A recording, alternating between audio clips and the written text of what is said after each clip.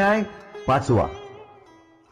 महाराजांची कीर्ती आणि महती बडोद्याचे सिंहासनाधिपती मल्हारराव राजन यांच्यापर्यंत पोहोचली. राजांनी स्वामींनाच बडोद्याला नेण्याचा घाट घातला. दिवाण, सरदार, मानकर यांच्या सभेत मल्हारराव गर्वाने म्हणाले, कोणी जाओनी अक्कलकोटासी येथे आणील स्वामींसी, तरी आम्ही तयासी इनाम देऊ बहुत. भरपूर धन आणि मोठे इनाम हे सर्व देण्याची तयारी दाखवून तात्यासाहेब सरदारांनी स्वामींना बडोद्याला आणण्याची जबाबदारी स्वीकारली. राजाने दिलेली भरपूर धनसंपत्ती सोबत घेऊन तात्यासाहेब अक्कलकोटला आले. स्वामींच्या दर्शनासाठी येणाऱ्या भक्तांची अलोट गर्दी पाहून तात्यासाहेब अचंबित झाले.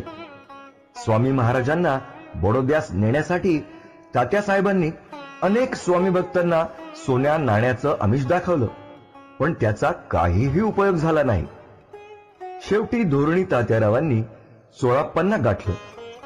विपुल धनदौलत आणि इनाम देण्याचा शब्द देऊन स्वामींना राजी करण्याची कामगिरी चोळाप्पांवर सोपवली.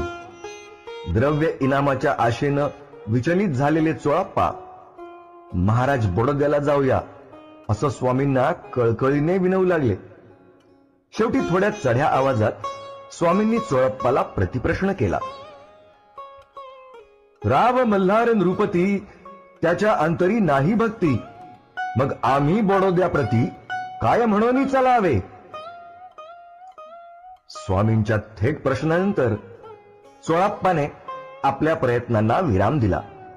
मात्र अपयश पदरी पडूनही तात्यासाहेबांनी आपले प्रयत्न सुरूच ठेवले. श्री स्वामी समर्थ.